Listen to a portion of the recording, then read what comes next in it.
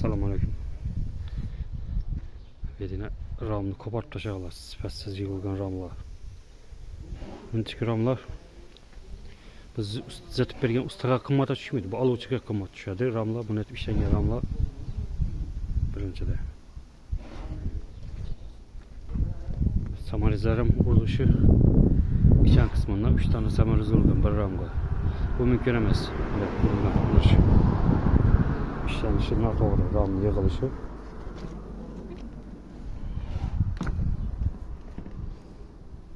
Bir boyga 3 tane samariz oluyor. Ulan bıçağın kısmından. Buradan vuruş mümkün emas özü.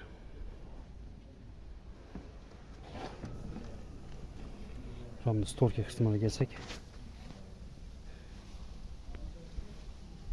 Bundan metalden işletilgen emas.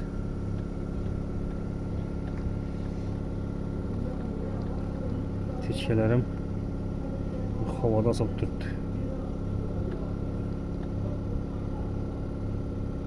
Kamera bir parametre tuttuğunu asılege. Şimdi sifatsiz mahsulatlamak alıcıya kımmata düşedi. Zətib bergen adam olmaz. Her kimin nesi özünde tanlağı.